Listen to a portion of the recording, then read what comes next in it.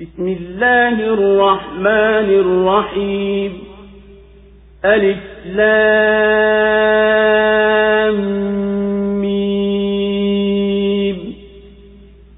أحسب الناس أن يتركوا أن يقولوا آمنا وهم لا يفتنون. ولقد فتنا الذين من قبلهم فليعلمن الله الذين صدقوا وليعلمن الكاذبين. أم حسب الذين يعملون السيئات أن يسبقونا ساء ما يحكمون. من كان يرجو لقاء الله فإن أجل الله لآت وهو السميع العليم. ومن جاهد فإنما يجاهد لنفسه إن الله لغني عن العالمين. والذين آمنوا وعملوا الصالحات لنكفرن عنهم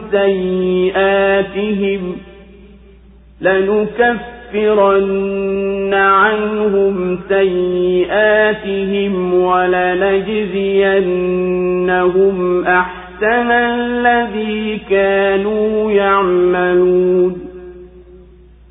ووصينا الإنسان بوالديه حسنا وإن جاهداك لتشرك بي ما ليس لك به علم فلا تطعهما إلي مرجعكم فأنبئكم بما كنتم تعملون.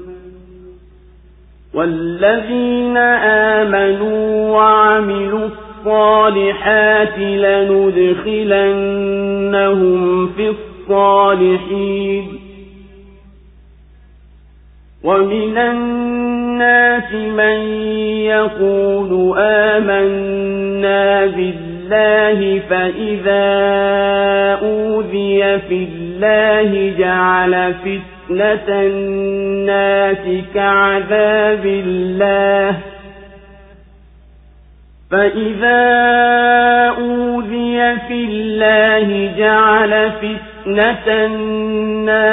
كعذاب الله ولئن جاء نصر من ربك ليقولن إنا كنا معكم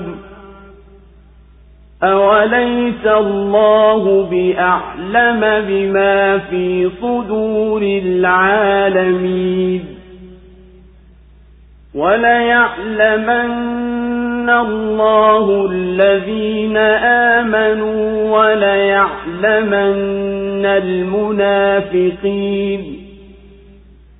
وقال الذين كفروا للذين آمنوا اتبعوا سبيلنا ولنحمل خطاياكم وما هم بحاملين من خطاياهم من شيء إنهم لكاذبون.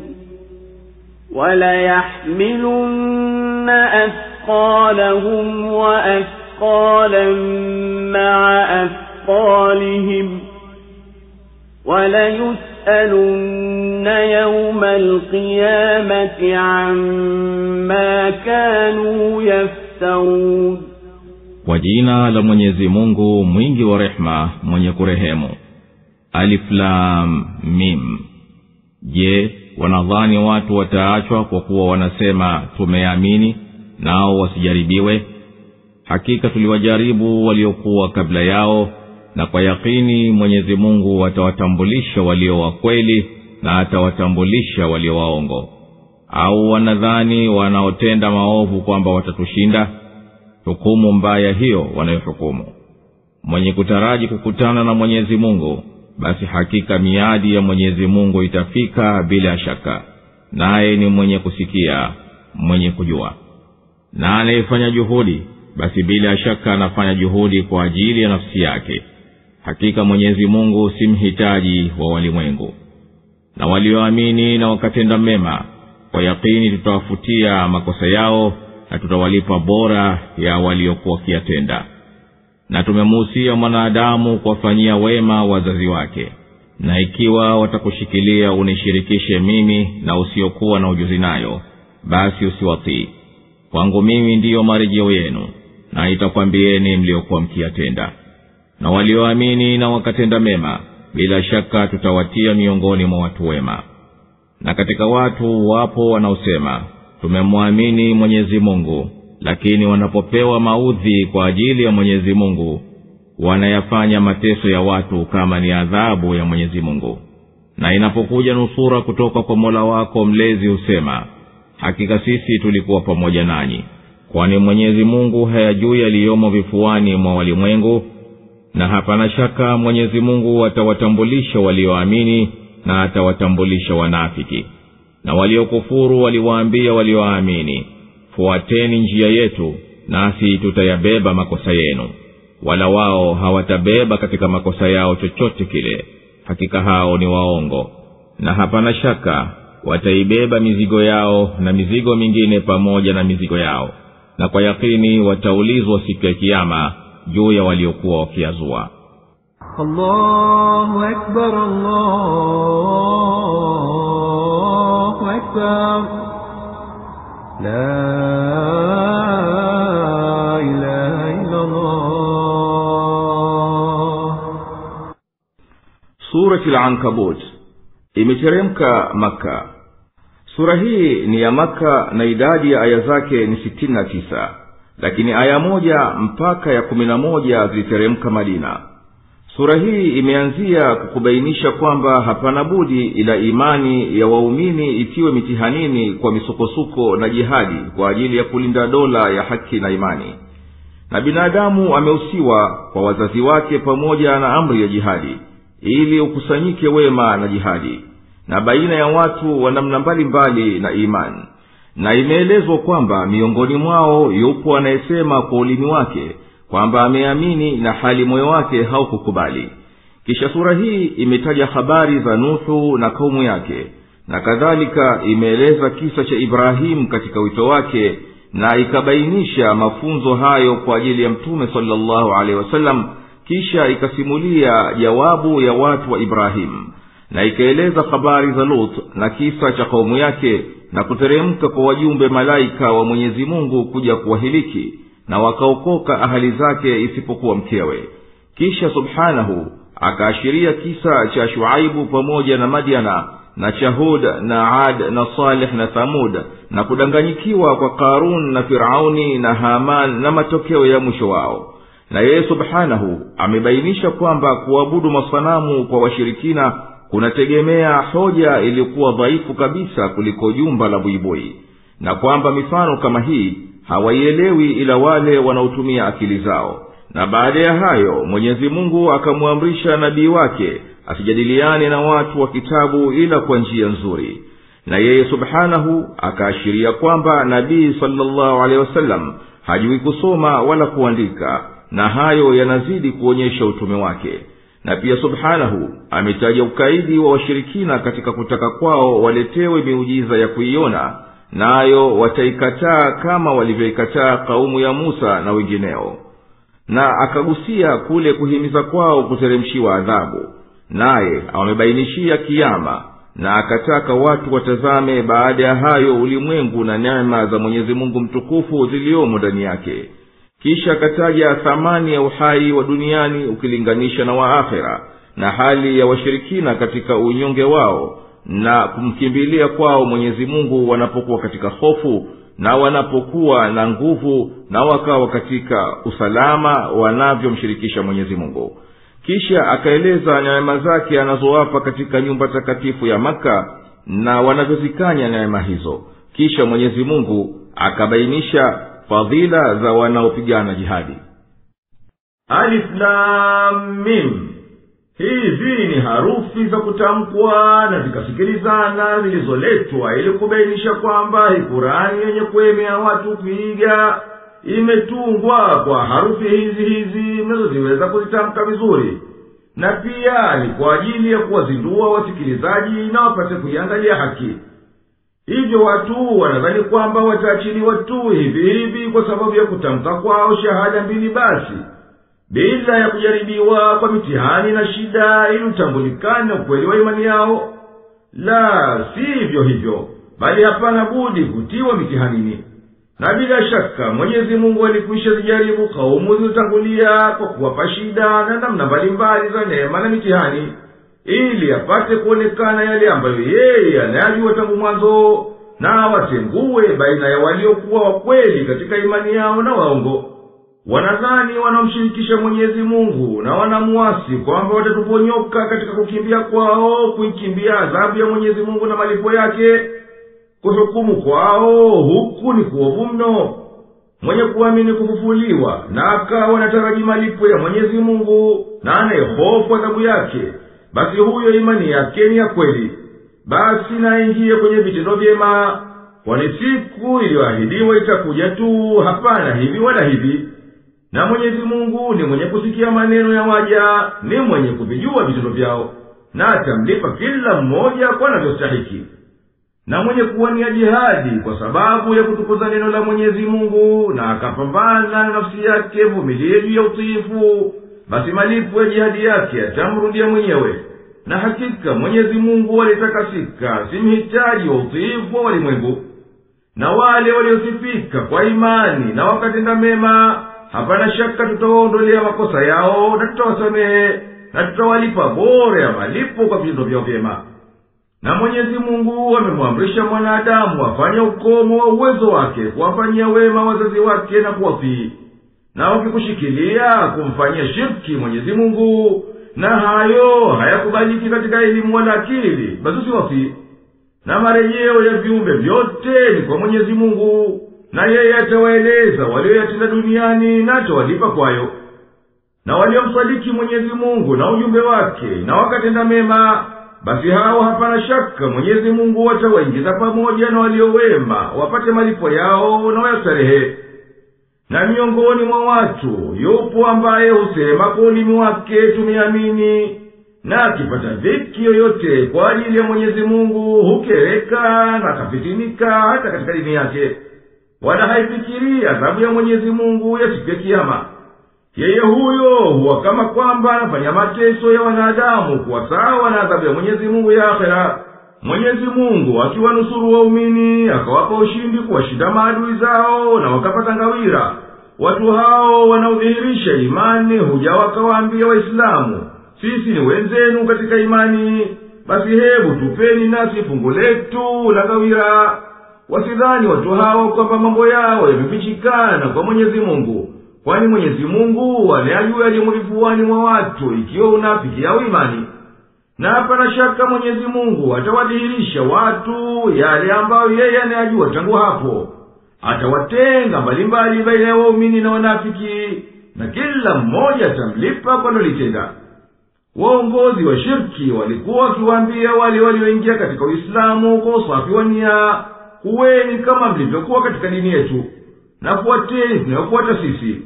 Na ikiwa kama huko kutakuwapo kufufuliwa na kuhesabiwa ambako nyinyi mnakuogopa, basi sisi tutakubebeeni madhambi yenu. Hapana mtu atakayembebea mwenziwe dhambi zake. Hakika hao makafiri ni waongo tu katika hiyo ahadi yao. Basi makafiri watebeba wenyewe mizigo yao mizito, na juu ya hiyo watabeba mfano wa mizigo ya wale waliowapoteza na wakazuia wasifuate haki. Na hapana shaka yoyote watahesabiwa siku ya Kiyama kwa waliokuwa wakiazua ya uongo duniani, na watapewa adhabu kwa hayo. وَلَقَدْ أَرْسَلْنَا نُوحًا إِلَى قَوْمِهِ فَلَبِثَ فِيهِمْ 1000 سَنَةٍ إِلَّا 50 عَامًا فَأَخَذَهُمُ الطُّوفَانُ وَهُمْ ظَالِمُونَ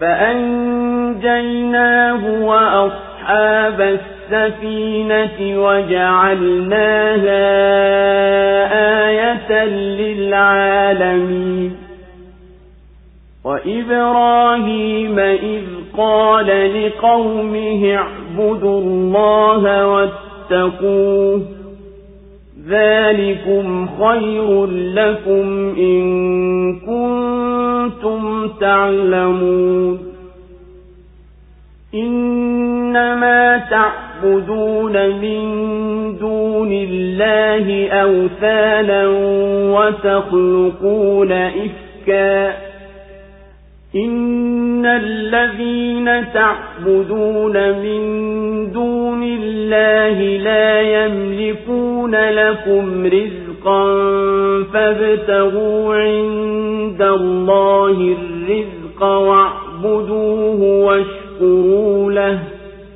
إِلَيْهِ تُرْجَعُونَ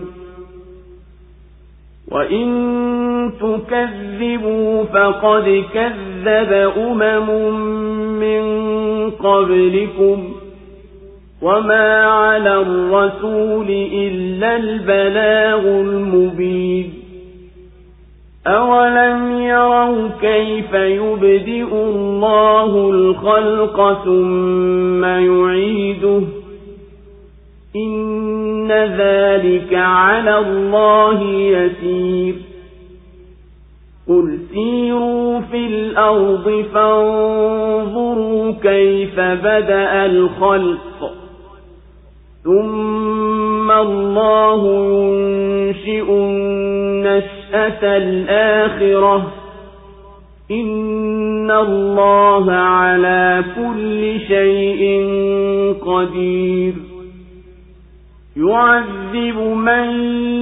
يَشَاءُ وَيَرْحَمُ مَن يَشَاءُ وَإِلَيْهِ تُقْلَبُونَ وَمَا أَنْتُمْ بِمُعْجِزِينَ فِي الْأَرْضِ وَلَا فِي السَّمَاءِ وَمَا لَكُمْ مِنْ دُونِ اللَّهِ مِنْ وَلِيٍّ وَلَا نَصِيرٍ na hakika tulimtuma Nuhu kwa watu wake na akakaa nao miaka 1000 kasoro miaka 50. Basi tufani liliwachukua nao ni madhalim, nasi tukamwokoa yeye na wenziwe katika safina na tukaifanya kuwa ni ishara kwa walimwengu wote. Na Ibrahim pale alipowaambia watu wake, mwabuduni Mwenyezi Mungu na mcheni yeye, hiyo ndiyo kheri yenu ikiwa nyinyi mnajua. Hakika nyinyi mnaabudu masanamu badala ya Mwenyezi Mungu na mnazua uzushi. Hakika hao mnaoabudu badala ya Mwenyezi Mungu hawakumilikini riziki yoyote. Takeni riziki kwa Mwenyezi Mungu na mumwabudu yeye na mumshukuru yeye, kwake yeye ndiyo mtarudishwa. Na mkikadhibisha basi kaumu kadhaa wa kadhaa za kabla yenu zilikwisha kadhibisha, na si juu ya mtume ila kufikisha ujumbe waziwazi. Je, wao hawaoni jinsi Mwenyezi Mungu anavyoanzisha uumbaji na kisha akarudisha tena? Hakika hayo kwa Mwenyezi Mungu ni mepesi. Sema, tembeeni katika ardhi na tazameni jinsi alivyoanzisha uumbaji, kisha Mwenyezi Mungu ndiye anayeumba umbo la baadaye. Hakika Mwenyezi Mungu ni muweza juu ya kila kitu. Humwadhibu amtakaye na humrehemu amtakaye, na kwake yeye mtapelekwa. Na nyinyi si wenye kushinda katika ardhi wala katika mbingu, wala nyinyi hamna mlinzi wala msaidizi isipokuwa Mwenyezi Mungu. Allahu Akbar, Allahu Akbar, la ilaha illa Allah. Na Mwenyezi Mungu alimtuma Nuhu uende kwa watu wake waite wafuate tauhidi, imani ya Mwenyezi Mungu mmoja. Akakaa nao miaka 950 akiwalingania, nao hawakumwitikia. Mwenyezi Mungu akawazamisha kwa kuwapelekea tufani, yani kimbunga, nao ni wenye kujidhulumu nafsi zao kwa ukafiri. Mwenyezi Mungu akamtimilizia Nuhu ahadi yake, na akamwokoa yeye na waumini waliopanda na jahazi, na akakifanya kisa chao ni funzo kwa waliokuja baadaye. Nakumbuka ewe mtume kisa cha Ibrahimu, pale alipowataka watu wake wamwamini Mwenyezi Mungu mmoja na wamtii yeye, na akawatanabahisha kwamba kuamini ni bora kwao kuliko kukanusha, ikiwa wao wana ujuzi na akili. Akawaambia, nyinyi hamuabudu badala ya Mwenyezi Mungu ila vinyago na masanamu mnayoyaunda kwa mikono yenu, na mnazua uongo na mnayaita kuwa miungu. Na haya masanamu mnayoyaabudu badala ya Mwenyezi Mungu hayakufaini wala hayakudhuruni, wala hayawezi kukupatieni riziki. Basi tafuteni riziki kwa Mwenyezi Mungu peke yake, na mwabuduni yeye tu, na mshukuruni yeye tu kwa neema zake, kwani kwake yeye ndiyo marejeo yenu nyote, naye atakulipeni kwa mujibu wa vitendo vyenu. Na mkishikilia kunikadhibisha mimi, basi hamtanidhuru kitu, kwani bila shaka nimekwisha kwambieni kwamba mitume wa kabla yangu walikanushwa na kaumu zao, na hawakuwadhuru kitu, bali walijidhuru wenyewe nafsi zao pale Mwenyezi Mungu alipoangamiza kwa sababu ya kukadhibisha kwao. Basi mjumbe hana jukumu lolote ila kufikisha ujumbe wake kwa kaumu yake kwa uwazi. Hakika wamekwishaona na wamejua kwamba hakika Mwenyezi Mungu ndiye alianzisha uumbaji na kisha akaurudisha tena. Basi vipi ikawa wanakanusha kufufuliwa siku ya akhera kwa ajili ya hisabu na malipo? Hakika kurejesha tena kwa Mwenyezi Mungu ni jambo jepesi zaidi. Ewe mtume, waambie hawa wanaokanusha, tembeeni katika ardhi na zingatieni vilivyo vitu mbalimbali alivyoviumba Mwenyezi Mungu, na angalieni mabaki yaliyokuwa kabla yenu baada ya kushakufa kwao na majumba yao walioyacha. Na jueni ya kuwa Mwenyezi Mungu kwa kudura yake atayarejesha yote hayo mwishowe kwa kufufua, nako ndiko huko kuumba umbo la baadaye. Hali kadhalika shani yenu, hakika Mwenyezi Mungu subhanahu ni mwenye kutimiza uwezo wake juu ya kila kitu. Sema, tembeeni katika ardhi na tazameni jinsi alivyoanzisha uumbaji. Kisha Mwenyezi Mungu ndiye anayeumba umbo la baadaye. Hakika Mwenyezi Mungu ni muweza juu ya kila kitu. Aya hii tukufu inawahimiza wachunguzi wende katika dunia wapate kuvumbua vipi ulianza uumbaji wa vitu, tangu wanyama na mimea mpaka visiokuwa na uhai. Kwani mabaki ya uumbaji wa mwanzo yanahifadhiwa baina ya tabaka za ardhi na juu yake, na kwa hivyo ardhi ni daftari lililosajiliwa ndani yake tarehe yote ya uumbaji tangu mwanzo wake mpaka hivi sasa. Mwenyezi Mungu atawaadhibu awatakaye baada ya uumbaji mwingine, na hao ndio wale wenye kukanusha hayo, na atawarehemu awatakaye, nao ndio waumini wenye kuyakubali hayo.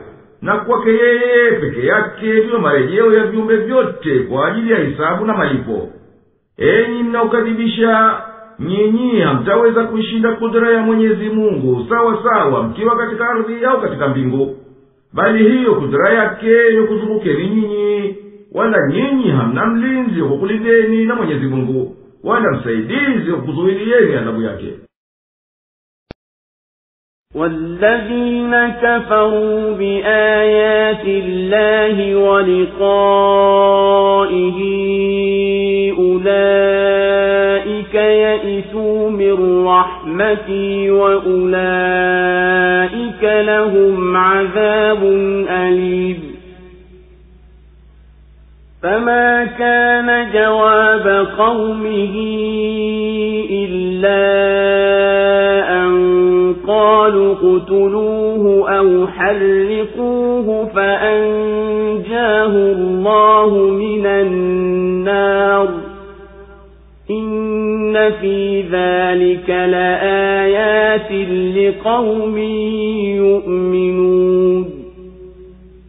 وقال إنما اتخذتم من دون الله أوثانا مودة بينكم في الحياة الدنيا ثم يوم القيامة يكفر بعضكم ببعض ويلعن بعضكم بعضا ومأواكم النار وما لكم من ناصرين فآمن له لوط وقال إني مهاجر إلى ربي إنه هو العزيز الحكيم ووهبنا له إسحاق ويعقوب وجعلنا في ذريته النبوة والكتاب وآتيناه أجره في الدنيا وإنه في الآخرة لمن الصالحين ولوطا إذ قال لقومه إنكم لتأتون الفاحشة ما سبقكم بها من أحد من العالمين أئنكم لتأتون الرجال وتقطعون السبيل وتأتون في ناديكم المنكر فما كان جواب قومه إلا أن قالوا ائتنا بعذاب الله إن كنت من الصادقين قال رب انصرني على القوم المفسدين. Na waliozikanusha ishara za Mwenyezi Mungu na kukutana naye, hao ndio wenye kukata tamaa na rehema yangu, na hao ndio wenye kupata adhabu chungu. Basi haikuwa jawabu ya watu wake ila ni kusema, muueni au mchomeni moto. Mwenyezi Mungu akamwokoa na moto. Hakika katika hayo zipo ishara kwa watu wanaoamini. Na alisema, hakika nyinyi mmeyashika masanamu badala ya Mwenyezi Mungu kwa mapenzi yaliyo baina yenu katika uhai wa duniani. Kisha siku ya Kiyama mtakataana nyinyi kwa nyinyi na mtalaaniana nyinyi kwa nyinyi, na makazi yenu ni motoni, wala hamtapata wa kukunusuruni. Luthi akamwamini na akasema, mimi nahamia kwa Mola wangu mlezi, hakika yeye ndiye mwenye nguvu, mwenye hikma. Na tulimtunukia Ishaq na Yaakub, na tukajaalia katika dhuria zake unabii na kitabu, na tukampa ujira wake katika dunia, naye hakika katika akhera bila shaka ni katika watu wema. Na pale Luthi alipowaambia watu wake, hakika nyinyi mnafanya uchafu ambao hapana mmoja katika walimwengu aliyekutangulieni kwa hayo. Je, nyinyi mnawaingilia wanaume na mnaikata njia, na katika mikutano yenu mnafanya maovu? Basi haikuwa jawabu ya watu wake isipokuwa kusema, tuletee hiyo adhabu ya Mwenyezi Mungu ikiwa wewe ni katika wasema ukweli. Akasema, ewe Mola wangu mlezi, ninusuru na watu mafisadi hawa. Allahu Akbar, Allahu Akbar, la ilaha illa Allah. Na wale wanaozikataa dalili za Mwenyezi Mungu zinazothibitisha upweke wake, na wakakadhibisha mitume wake na vitabu vyake, na wakakanusha kufufuliwa na kuhesabiwa, watu hao hawana tamaa ya kupata rehema ya Mwenyezi Mungu, na watu hawa watapata adhabu kali yenye kutia uchungu. Na pale Ibrahimu alipoamrisha watu wake wamwabudu Mwenyezi Mungu na waache ibada ya masanamu waliokuwa nayo, hawakuwa na jawabu yoyote ya kumjibu ila kukakamia katika ukafiri na kuambizana wenyewe kwa wenyewe, muweni au mchomeni moto. Basi wakamtupa motoni, lakini Mwenyezi Mungu akaufanya moto uwe baridi na wenye salama kwake, na akamwokoa nao. Hakika kwa kubwatika vitimbi vyao na kuokoka kwake zipo dalili zilizo wazi kwa watu wanaoisadiki tauhidi, yani upweke wa Mwenyezi Mungu na kudra yake. Ibrahimu akawaambia watu wake, kwa nini mnaabudu miungu ya uongo na wala hamkatazani kwa sababu ya mapenzi ya madhambi mliyoyahiari katika maisha yenu ya dunia? Kisha hali itabadilika siku ya Kiyama. Huko waongozi watawakata wafuasi wao, na wafuasi watawalani waongozi wao, na marejeo ya wote ni motoni. Wala hamtakuwa na msaidizi wa kuzuilieni msiingie humo. Na alikuwa katika wa mwanzo wa kuitikia wito wa Ibrahimu ni Luti, akasadiki, na kabla yake alikuwa kishakuwa mwenye kushika tauhidi.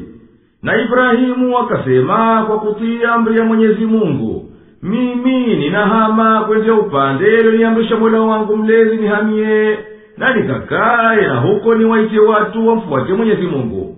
Na yeye ndiye mwenye nguvu wa kuweza kunilinda na maadui zangu, mwenye hikma ambaye haniamrishi ila lililo la kheri.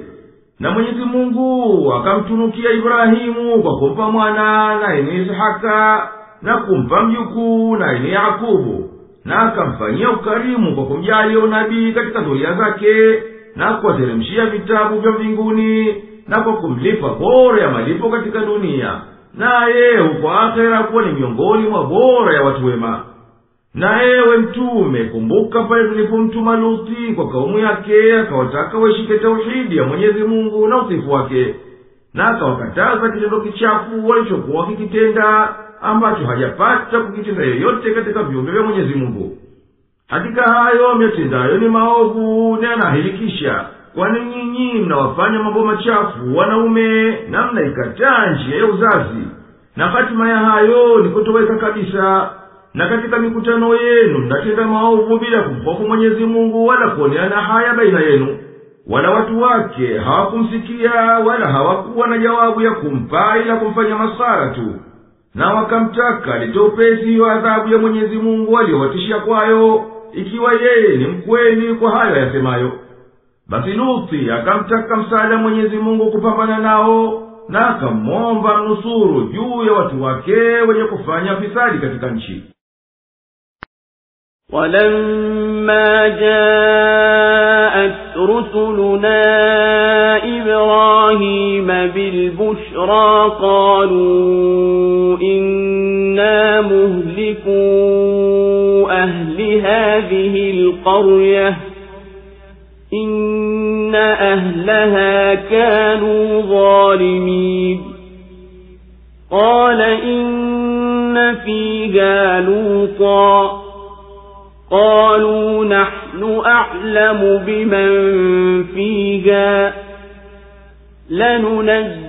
لننجينه وأهله إلا امرأته كانت من الغابرين ولما أن جاءت رسلنا لوطا سيء بهم وضاق بهم ذرعا وقالوا لا تخف ولا تحزن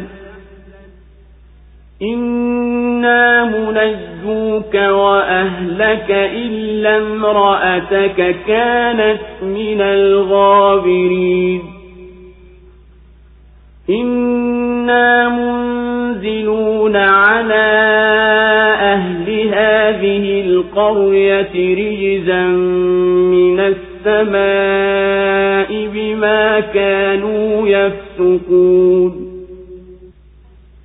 ولقد تركنا منها آية بينة لقوم يعقلون وإلى مدين أخاهم شعيبا فقال يا قوم اعبدوا الله وارجوا اليوم الآخر ولا تعثوا في الأرض مفسدين فكذبوه فأخذتهم الرجفة فأصبحوا في دارهم جاثمين وعادا وثمود وقد تبين لكم من مساكنهم وزين لهم الشيطان أعمالهم فصدهم عن السبيل وكانوا مستبصرين وقارون وفرعون وهامان ولقد جاءهم موسى بالبينات فاستكبروا في الأرض وما كانوا سابقين فكلا أخذنا بذنبه فمنهم من أرسلنا عليه حاصبا ومنهم من أخذته الصيحة ومنهم من خسفنا به الأرض ومنهم من أغرقنا وما كان الله ليظلمهم ولكن كانوا أنفسهم يظلمون مثل الذين اتخذوا من دون الله أولياء كمثل العنكبوت اتخذت بيتا وإن أوهن البيوت لبيت العنكبوت لو كانوا يعلمون إن الله يعلم ما يدعون من دونه من شيء وهو العزيز الحكيم وتلك الأمثال نضربها للناس وما يعقلها إلا العالمون خلق الله السماوات والأرض بالحق إن في ذلك لآية للمؤمنين. Na wajumbe wetu walipomjia Ibrahim na bishara walisema, hakika sisi hapana shaka tutawahiliki watu wa mji huu, kwani watu wake hakika wamekuwa madhalim. Akasema, hakika humo yumo Luthi. Wao wakasema, sisi tunajua zaidi nani yumo humo. Hapana shaka tutamwokoa yeye na ahali zake, isipokuwa mkewe aliyo miongoni mwa watakaokaa nyuma.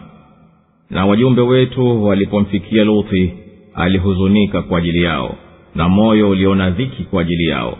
Wakasema, usiogope wala usihuzunike, hakika sisi tutakuokoa wewe na ahali zako, ila mkeo aliyo miongoni mwa wataokaa nyuma. Kwa yakini sisi tutawateremshia watu wa mji huu adhabu kutoka mbinguni kwa sababu ya uchafu wanaoufanya, na tumeacha katika mji huo ishara iliyo wazi kwa watu wanaotumia akili zao. Na kwa Madiana tulimtuma ndugu yao Shuaibu, naye akasema, enyi watu wangu, muabuduni Mwenyezi Mungu na iogopeni siku ya akhera, wala msende katika ardhi mkifisidi. Lakini walimkanusha, basi ukawatwaa mtikiso wa ardhi, wakapambazukiwa ndani ya nyumba zao nao wamefudikia. Na pia kina Adi na Thamud, nanyi yamekwisha kubainikieni kutokana na maskani zao. Na Shetani aliwapambia vitendo vyao na akazuilia njia, na hali walikuwa wenye kuona. Na pia Karun na Firauni na Hamana. Na Musa aliwajia kwa ishara waziwazi, lakini walijivuna katika nchi wala hawakuweza kushinda. Basi kila mmoja tulimtesa kwa mujibu wa makosa yake. Kati yao wapo tuliwapelekea kimbunga cha changarawe, na kati yao wapo walionyakuliwa na ukelele, na kati yao wapo ambao tuliwadidimiza katika ardhi, na kati yao wapo tuliowazamisha. Wala Mwenyezi Mungu hakuwa mwenye kuwadhulumu, lakini walikuwa wenyewe wakijidhulumu nafsi zao. Mfano waliowafanya walinzi badala ya Mwenyezi Mungu ni mfano wa buibui alivyojitandia nyumba, na hakika nyumba dhaifu mno kuliko zote ni jumba la buibui, laiti kuwa wanajua. Kwa hakika Mwenyezi Mungu anajua kila kitu wanachokiomba badala yake yeye, na yeye ndiye mtukufu, mwenye nguvu, mwenye hikma. Na hiyo ni mifano tunawapigia watu, na hawaifahamu ila wenye elimu. Mwenyezi Mungu ameumba mbingu na ardhi kwa haki. Kwa hakika katika hayo ipo ishara kwa waumini. Allahu Akbar, Allahu Akbar. La ilaha illa Allah. Na walipokuja malaika wa Mwenyezi Mungu kwa Ibrahimu alayhi salam kwa kumbashiria, walisema kwamba wameamrishwa kuangamiza watu wa mji huo kwa sababu ya kufisidi kwao na kujidhulumu kwao wenyewe kwa ushirikina na kutenda uchafu. Ibrahimu alayhi salam akawaambia malaika, hakika katika huo mji yumo Luti, basi vipi mtawaangamiza hao na yumo kati yao? Malaika wakamjibu kwamba wao wanajua nani waliomo humo, na kwamba wao kwa hakika watamwokoa Luti na hali zake wasipate adhabu isipokuwa mkewe. Yeye huyo atakuwa miongoni mwa wataoangamizwa kwa sababu ya ukafiri wake na uovu wake.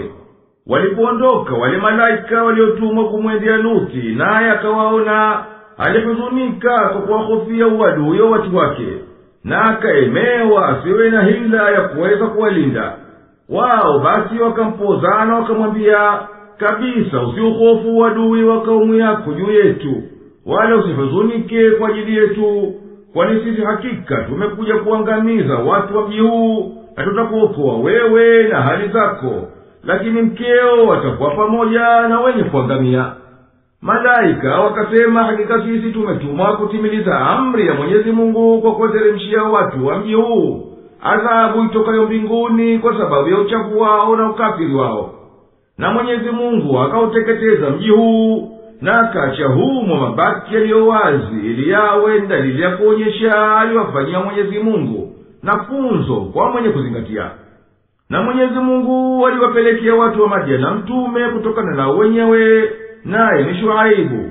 Akawaita waishike tauhidi ya Mwenyezi Mungu na wamwabudu yeye tu, na waiogope siku ya mwisho, na watende vitendo ambavyo kwavyo watumai kupata malipo mema kwa Mwenyezi Mungu. Na akawakataza kukimbilia kutenda ufisadi katika nchi. Wakamkanusha na wakamuasi, basi Mwenyezi Mungu akawaangamiza kwa tetemeko kubwa mno lililowavunjia majumba yao, wakawa humo wameanguka maiti. Na ewe Mtume, watajie hawa walidanganyikiwa kwa mali zao na madaraka yao vifo vya Adi na Thamudi pale tulipoangamiza, na yapo yamebakia mabaki ya majumba yao yenye kuonyesha utajiri wao. Na sababu ya kuangamizwa huko ni kwa kuwa Shetani aliwazaini, aliwapambia vitendo vyao viovu, nao wakamfuata. Basi akawaachisha njia ya haki ambayo walikuwa wakijua kwa kufunzwa na mitume. Na ewe Mtume, watajia hawa walioghurika kwa mali yao na madaraka yao kifo cha Karuni na Firauni na Hamana, na aliwapata katika ada ya Mwenyezi Mungu kuwahiliki wakanushao. Na Mwenyezi Mungu aliwatumia Musa, naye akawa na miujiza iliyo wazi ya kuthibitisha ukweli wake. Lakini wao walimkadhibisha na wakakataa kumwitikia kwa kiburi chao tu, na wala wao hawakuweza kuishinda kudra ya Mwenyezi Mungu kwa kuikimbia adhabu yake. Kila kaumu katika kaumu zote zilizowakadhibisha mitume wao, Mwenyezi Mungu aliziangamiza kwa sababu ya kufuru zao walizozifanya na maasi yao. Baadhi ya kaumu hizo Mwenyezi Mungu alizihiliki kwa upepo wa kimbunga uliowapopoa kwa mawe, na baadhi yao waliangamia kwa ukelele wenye kuvuma wenye kuhiliki. Na baadhi yao Mwenyezi Mungu aliwadidimiza katika ardhi, na baadhi yao aliwazamisha majini. Wala adhabu hizi hazikuwa ni kudhulumiwa na Mwenyezi Mungu, bali sababu yake ni kwa kufuru yao wenyewe na kutenda maasi kwao. Shani ya hao waongo wenye kumfanya urafiki asiyekuwa Mwenyezi Mungu na kumtegemea asiyefaa kutegemewa, ni kama shani ya buibui mwenye kuifanya nyumba ya kumlinda, na hali nyumba yake ndiyo nyumba isiyofaa kabisa kutumika kwa ulinzi.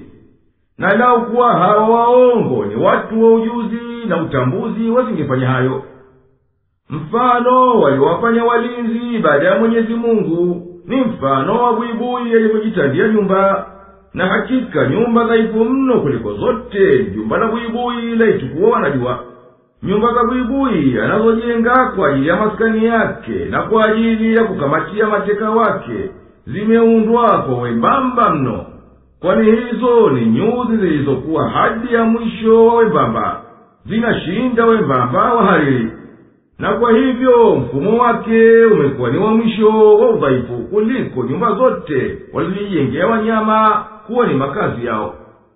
Hakika Mwenyezi Mungu subhanahu anajua vyema upotovu kuabudu hiyo miungu ya uongo, na yeye subhanahu ndiye mwenye kushinda kila kitu, mwenye hikma katika kuendesha na kuweka sharia. Na mazingatio haya na mfano hii Mwenyezi Mungu anaotajia watu hiyo waizike na wazingatie, na hawazingatie haya ila wenye akili ambao wanapima. Mbali na aliyoyataja Mwenyezi Mungu ya visa na mifano na ishara, ipo ishara moja iliyo wazi kabisa, nayo ni uumbaji wa mbingu na ardhi kwa uwezo na hikma na kipimo kilichokamilika kwa maslaha ya watu. Na katika haya zipo dalili za kweli kwa wenye kuiamini haki. Utlu ma uhiya ilayka minal kitabi wa aqimis salah innas salata tanha 'anil fahsha'i wal munkar wa la dhikrullahi akbar والله يعلم ما تصنعون ولا تجادلوا أهل الكتاب إلا بالتي هي أحسن إلا الذين ظلموا منهم وقولوا آمنا بالذي أنزل إلينا وأنزل إليكم وإلهنا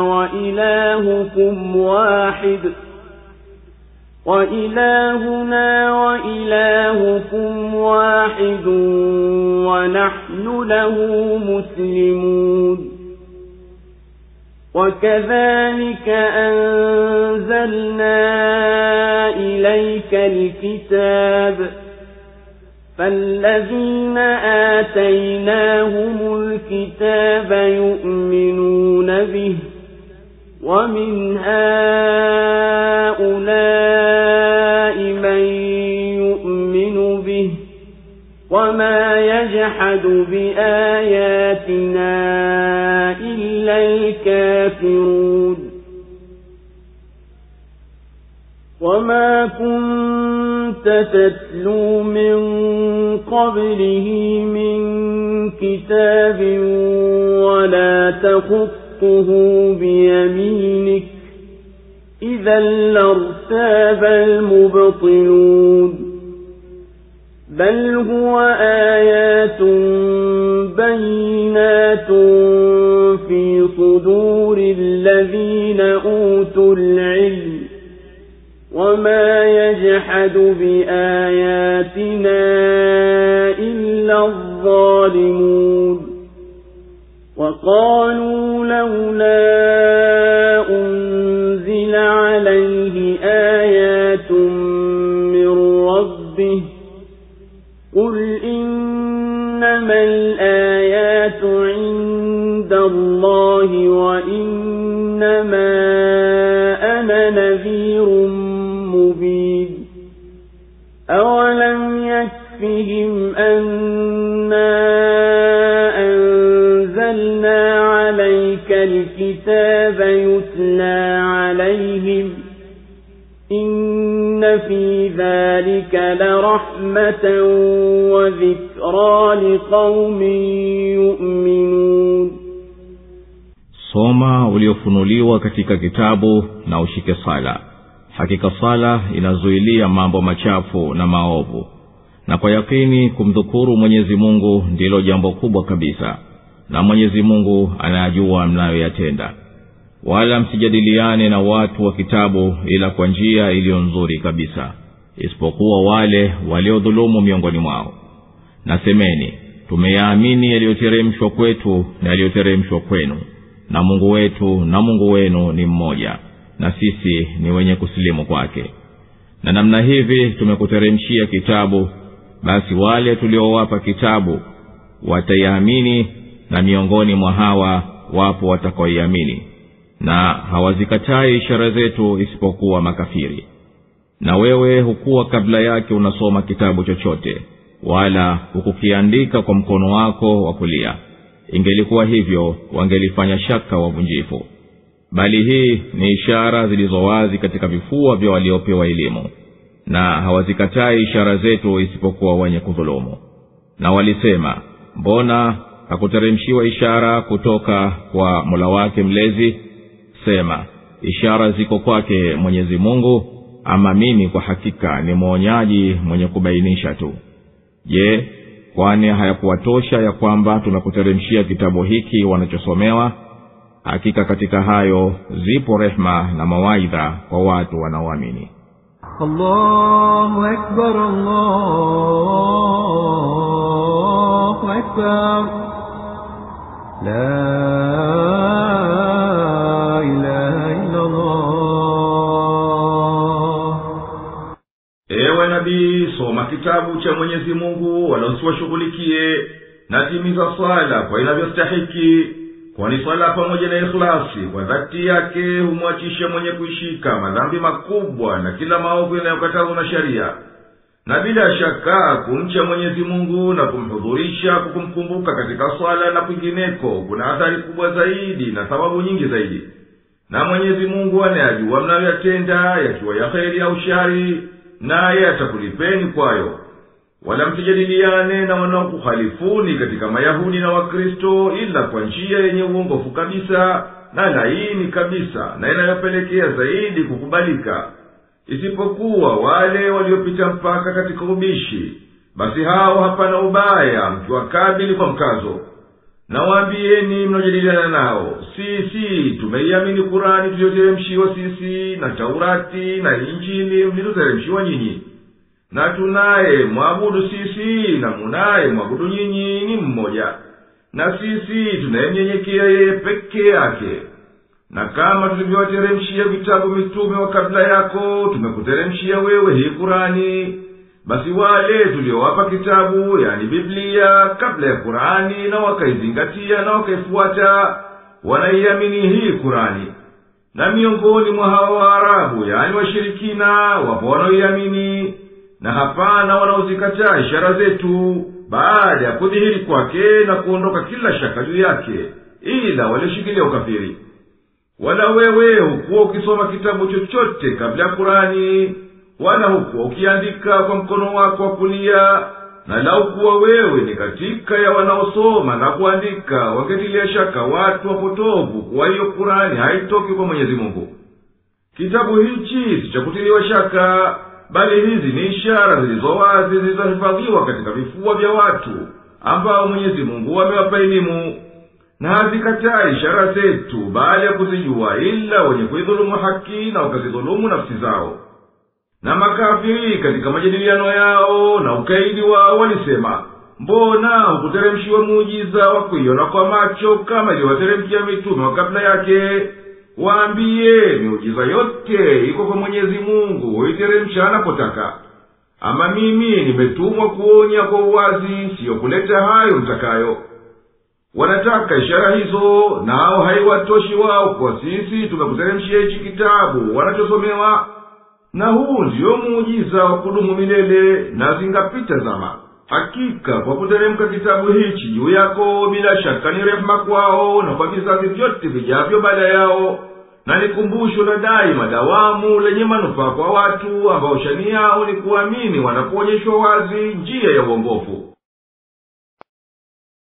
قُلْ كَفَى بِاللَّهِ بَيْنِي وَبَيْنَكُمْ شَهِيدًا يعلم ما في السماوات والأرض والذين آمنوا بالباطل وكفروا بالله أولئك هم الخاسرون ويستعجلونك بالعذاب ولولا أجل مسمى لجاءهم العذاب وليأتينهم بغتة وهم لا يشعرون يستعجلونك بالعذاب وإن جهنم لمحيطة بالكافرين يوم يغشاهم العذاب من فوقهم ومن تحت أرجلهم ويقول ذوقوا ما كنتم تعملون يا عبادي الذين آمنوا إن أرضي واسعة فإياي فاعبدون كل نفس ذائقة الموت ثم إلينا ترجعون والذين آمنوا وعملوا الصالحات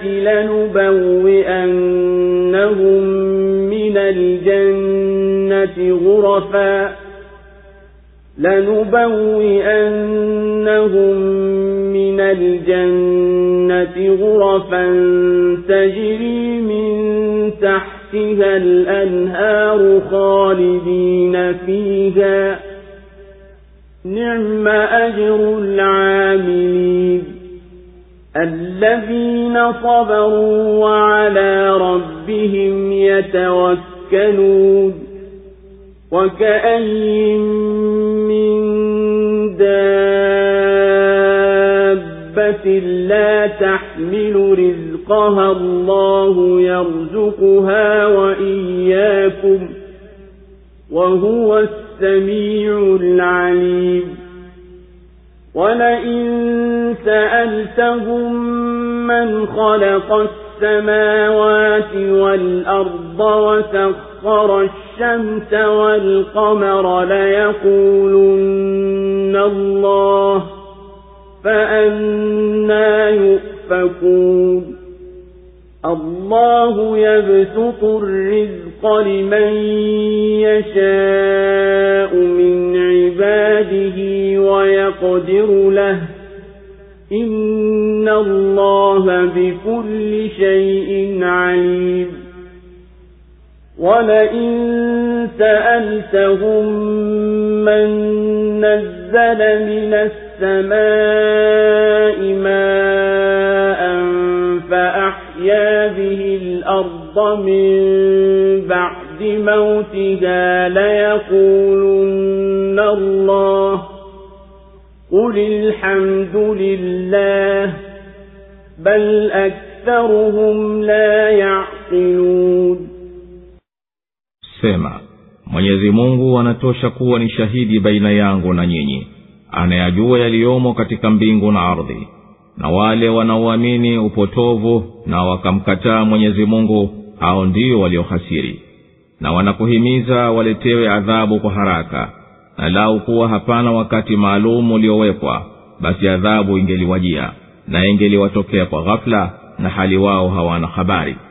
Wanakuhimiza waletewe adhabu kwa haraka, na hali jahannam kwa hakika imewazunguka makafiri. Siku itakapowafunika adhabu hiyo kutoka juu yao na chini ya miguu yao, na atasema, onjeni hayo mliokuwa mkiyatenda. Enyi waja wangu mlioamini, kwa hakika ardhi yangu inawasaa, basi niabuduni mimi peke yangu. Kila nafsi itaonja mauti, kisha mtarudishwa kwetu.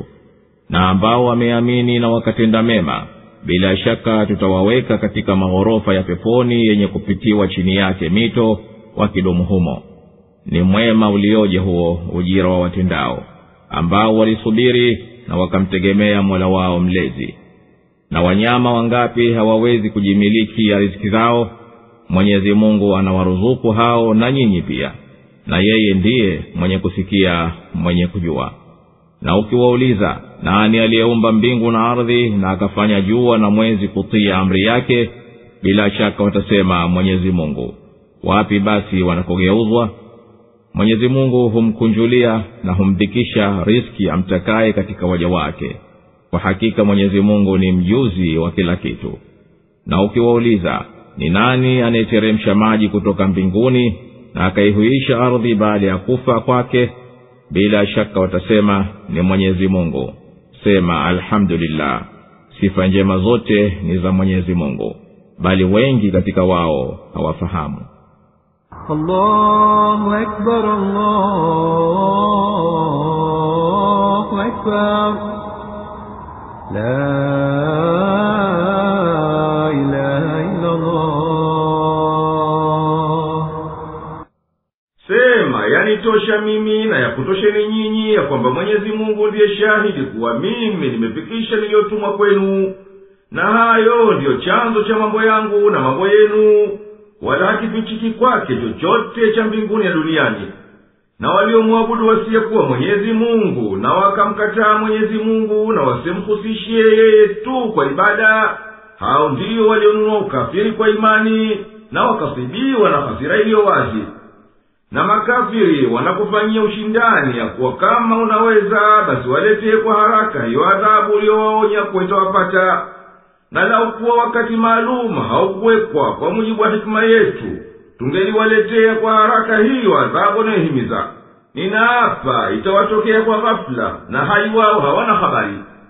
Wanakutaka waletewe upesi adhabu, na itawajia tu, hapana hivi wala hivi. Na hakika jahanamu imewazunguka makafiri kwa yakini.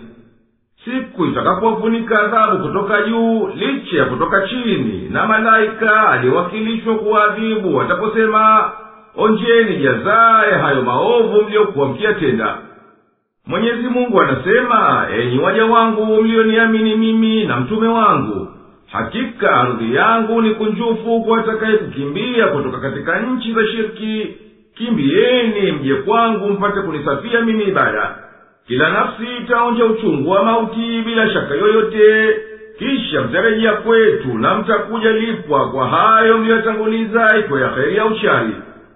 Na waliomwamini Mwenyezi Mungu na vitabu vyake na mitume wake na wakatenda vitendo vyema, tunaapa kwamba bila shaka tutawaweka katika makazi ya starehe kwenye maghorofa yapitayo mito chini yake. Neema zake haziwakatiki. Ni vizuri mno jazaa hii kuwa ni ujira wa wenye kutenda, wenye kusubiri kwa yanayowapata kwa ajili ya Mwenyezi Mungu, wanapoacha nchi zao na watu wao na mali yao, na wakimtegemea Mwenyezi Mungu peke yake katika hali zao zote. Na wanyama wengi wanaoishi nanyi katika ardhi, ambao kwa unyonge wao hawawezi kubeba riziki yao na wakaihamisha kwa ajili ya kuila ukiweka akiba, ni Mwenyezi Mungu ndiye ambaye anawatengenezea sababu za kuwaruzuku na kuwaweka hai. Na yeye anakutengenezeni nyinyi sababu za riziki zenu na maisha yenu, na yeye ni mwenye kumiliki kila alichokiumba kwa kusikia na kukijua. Na ninaapa, ukiwauliza washirikina, nani aliyeziumba mbingu na ardhi, na akalitiisha jua na mwezi, na akayafanya hayo yanufaishe watu, hapana shaka watasema, kaviumba hivyo Mwenyezi Mungu, wala hawamtaji mwinginewe. Basi nakuwaje wanaacha kumwamini Mwenyezi Mungu mmoja mtukufu baada ya kukiri kwa huku? Mwenyezi Mungu humkunjulia riziki amtakaye na humdhikisha mtakaye kwa mujibu wa inavyoafikiana na ujuzi wake kwa ajili ya maslaha. Kwani hakika Mwenyezi Mungu amevizunguka vitu vyote kwa ujuzi wake. Ninaapa, lau kuwa utawauliza, nani anayeteremsha maji kutoka mbinguni na akaihuisha ardhi kwa mimea baada ya kuwa na ukame, hapana shaka watasema ni Mwenyezi Mungu. Sema alhamdulillah, kuwa wanaikubali haki. Lakini wengi wao hawafahamu kuwa wenyewe wanajitia katika migongano ya maneno.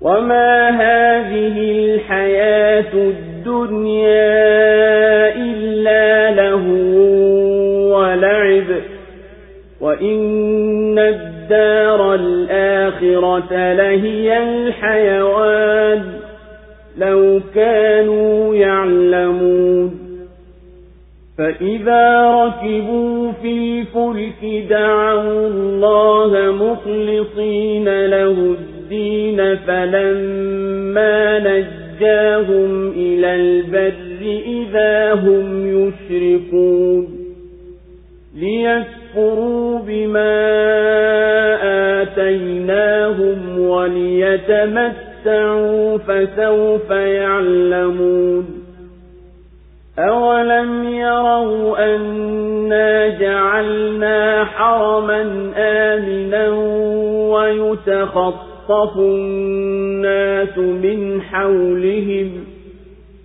أفبالباطل يؤمنون وبنعمة الله يكفرون ومن أظلم ممن افترى على الله كذبا أو كذب بالحق لما جاءه أليس في جهنم مثوى للكافرين والذين جاهدوا فينا لنهدينهم سبلنا وإن الله لمع المحسنين. Na haya maisha ya dunia si chochote ila ni pumbao na mchezo, na nyumba ya akhera ndiyo maisha hasa, laiti wangalikuwa wanajua. Na wanapopanda katika merikebu humomba Mwenyezi Mungu kwa kumsafia utiifu, lakini anapowavua wakafika nchi kavu mara wanamshirikisha. Wapate kuyakanya tuliyowapa na wajistareheshe, lakini watakuja jua. Je, hawaoni ya kwamba tumeifanya nchi takatifu ina amani, na hali watu wengine wananyakuliwa kote kwa majirani zao? Je, wanaamini upotovu na neema za Mwenyezi Mungu wanazikataa? Na nani dhalimu mkubwa kuliko yule anayemzulia uongo Mwenyezi Mungu au anayekanusha haki inapomjia?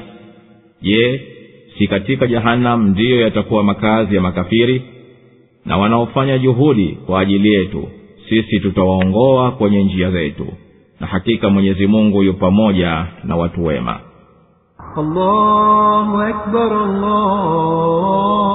Allahu Akbar, la ilaha illa Allah. Na haya maisha ya duniani si chochote ila ni starehe ya muda wenye ukomo. Wanapumbazika walioghafilika kama wanavyopumbazika watoto wadogo, na wanacheza kwa muda fulani na kisha wanatawanyika. Na hakika makazi ya akhera ndiyo makazi ya maisha ya kweli yaliyokamilika yenye kudumu.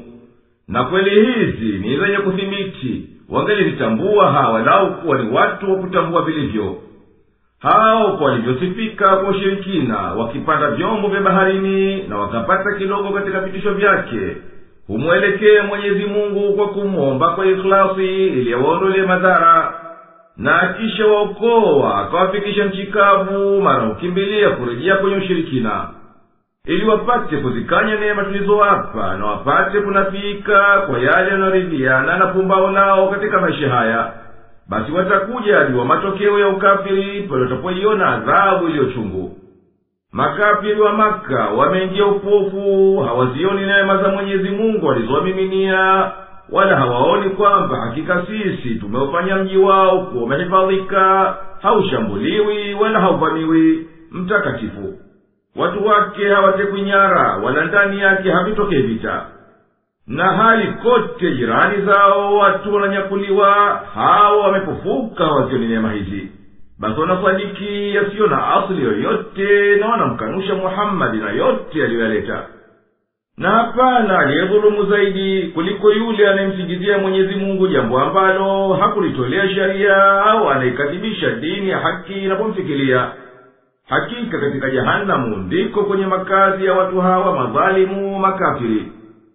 na wale waliofanya ukomo wa juhudi zao na wakastahamili mashaka kwa sababu ya kuinusuru dini yetu, hapana shaka tutawazidishia kuongoa kuendea kheri na haki. Na hakika Mwenyezi Mungu bila shaka yu pamoja na wale wanaofanya vizuri vitendo vyao, atawasaidia na atawanusuru, na Mwenyezi Mungu ni mjuzi kuliko wote.